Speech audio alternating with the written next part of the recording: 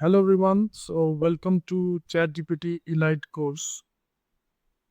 Why ChatGPT Elite? Because this course is designed to unlock the full potential of AI in your creative, strategic business life.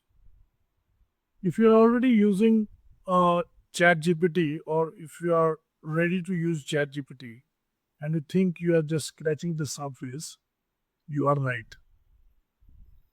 So this course is for 1% of the people who want to master AI as a tool or thinking, building, and automating, not just chatting with ChatGPT. So we are on day one, where we will practice to think like a prompt engineer. But what we are gonna see in the next 7 days, because this is a 7 day course, 7 episodes, you will be able to see 7 videos. So over the next 7 days, what you are going to see or learn is how to write, first of all, the prompts that extract expert level thinking, how to turn ChatGPT into a co-founder, a strategist, a researcher, or even a content team, how to combine it with tools like Notion, Zapier, and Google Sheets, how to build reusable templates and systems, and how to automate the entire workflows. So by the end of day 7, you won't just be using ChatGPT, you will be commanding it like a elite operator. So now let's just jump onto the day 1, which is think like a prompt engineer. The problem why most people get mediocre output. Let's be very honest here. Most people type a very vague sentence into the chat GPT and expect a magic to happen. Let me show an example where people are writing such a thing in chat GPT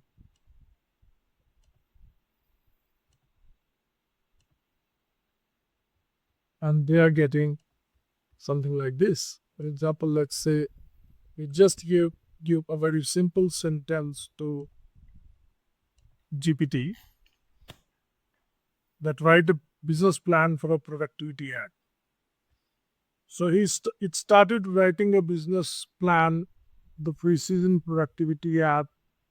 Then first he wrote the executive summary, then the problem and opportunity, then various other things.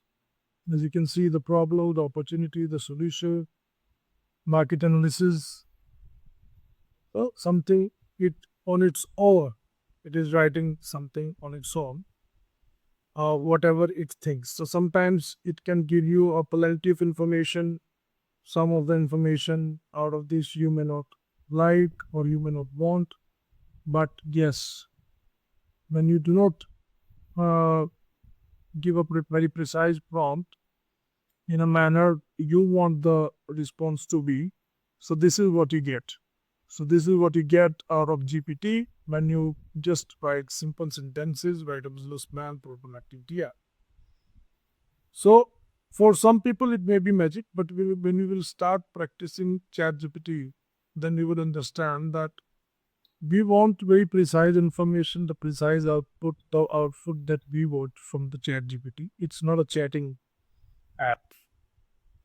So the difference that this is where the difference comes, because when we complain that the output is too generic or too long, as we just saw, or just plain useless, the complaint is not about the way the output is coming, it's about the way we have approached the GPT. GPT only reflects the quality of your thinking. This is a very big statement that GPT only reflects the quality of your thinking, and your job is not to ask a question. Your job is not to ask a question, your job is to give a briefing. The difference between average and elite output comes down how you structure your prompts. How you structure your program. So this is what we are going to learn today, that how you you should structure your prompts. So let's see how we should structure our prompts. So there are four parts of this framework, is known as ICEF framework. It has four parts that the power users who know how to use ChatGPT, they call it ICEF. What is I means identity, C means context, means examples, and F means font. Identity means act as a. I will explain each of them in detail. When text means the user is working on, you are trying to give some text example. They are self-explanatory, but let's see the whole structure of this. First, let's go through them one by one. So, what is identity? Don't just say explain this. Like in the example that we have just seen, we are just writing a simple sentence and asking ChatGPT to do something for us. But don't just say explain this. Tell GPT who it is. For example, you are a veteran SaaS founder helping young entrepreneurs validate their startup ideas. So here you are telling the GPT, we are setting the tone, the voice, the expertise, and perspective of the art. You are clarifying GPT's identity, that who he is while he is responding to your prompt or your query. Next comes the context. Now, what is the context? Now, give it the background info that it needs. For example, the user is building a time tracking app for remote developers. So, most users skip this part, but without context, GPT makes very bad assumptions because then the GPT is not aware of where you are coming from, what is the context, what is the background information. It's like talking to GPT and setting the context, right?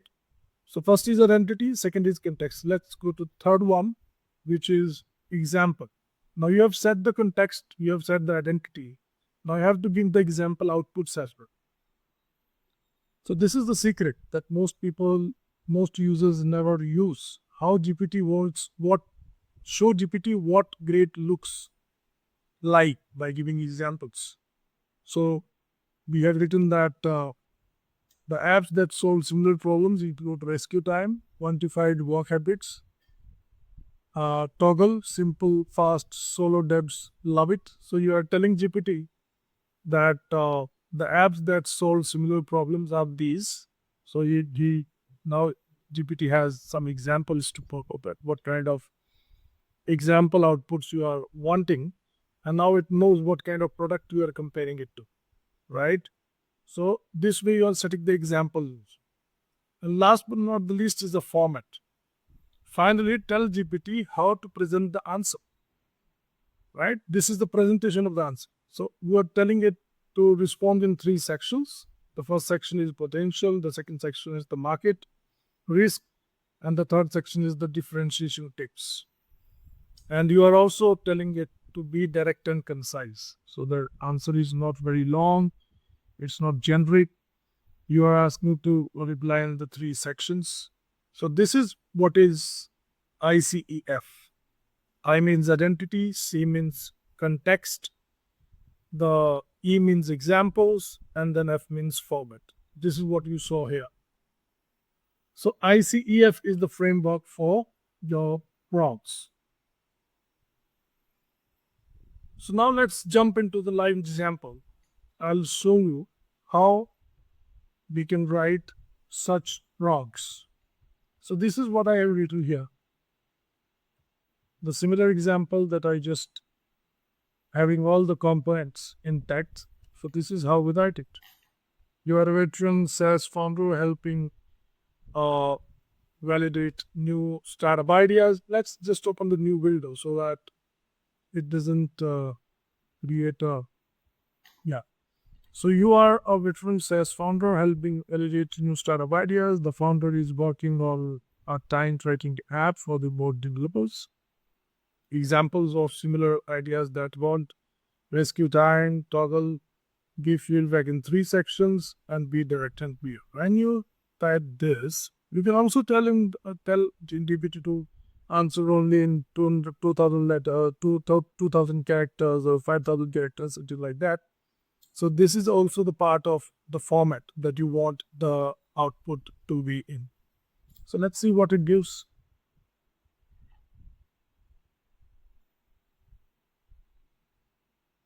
So it is giving you the output in the manner potential market risks, right? And then the differentiation tips. So the output is now pretty straightforward, not very long, but it is keep on typing and producing the text, and you are waiting that 1 billion stop. It is very beautifully written. Uh, the the output, startup ideas with the potential, with the market risk, and with it and everything that you have asked for. So this is the difference basically. Remember one thing very precisely, that whenever you are using all these four sections while prompting GPT, you are gonna tell him to act like an expert of that thing, to give you answer with some context, with some example, and the output that you want GPT to give you the format. All right, so this is how Elite users brief ChatGPT, and this is how they make it think. Now let's move on to the next topic of the day one. That is the optional power move or the prompt reflection. Now here's a next level trick. Whenever GPT answers you for a prompt, you can ask GPT to critique its own response. What assumptions GPT has made, and what are things that are still missing. Let's say you are giving a prompt and you miss out on something, and you want GPT to think of its own, like what are the assumptions about that response and what are the things that are still missing. This actually, let me show you how it is done, first of all. So this is what I did. Just a second. All right. So yeah. So this is what I did. I asked GPT for this response that we got previously about the example that we used, the answer that we got, and I asked GPT to critique its own response. What assumptions did it make, and what's missing? So what it did is it created a self critic for it himself, and assumptions made was also told, and what's missing is also told. So this forces GPT into a recursive reasoning. Basically, it will find blind spots in its own thinking, and that's when it starts feeling like a real expert assistant for you, right? So what's missing is also being told, and what are the assumptions used are also being told.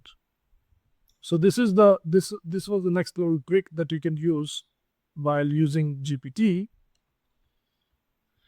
All right, so let's it ends our day here. Let's recap the day, what we have learned today. So most people ask, but elite users who are doing this course, they brief, they don't ask. Use the ICEF prompt structure, which is identity, context, example, and format. Get sharper, more usable outputs, and you are the thinker, and GPT is the tool. Remember that. All right, so let's go to the next section, which is the day one exercises. What you can try is try these before the next lesson. Rewrite a prompt you used before using the ICEF framework and compare the results. Create a new prompt using this template where you are a identity and then the user is a text. Then the similar examples include examples. Then the respond with the format. Use GPT's response and then ask, now predict your own answer and what is missing, so that you really find out what's missing. Document the difference. You will start to see how much better GPT gets when you drive it with clarity. All right, so what's the bonus for the day? So what I'll do to help you guys apply ICEF fast is I have included a PDF prompt template below. in the course, and you can download it, fill it, fill the blanks, and use it for anything, for sales copy, for product strategy, for content planning, idea validation, and many more. So use it, tweak it, master it, right? So what's coming next? Tomorrow or the day two teaser, we will learn how to stack prompts like building blocks, using one output as the input to the next to make GPT think recursively and simulate decision trees and build complex reasoning chains. This is where most users get stuck, and you are going to fly past them. All right. See you tomorrow in the session 2. Have a nice day. Bye bye.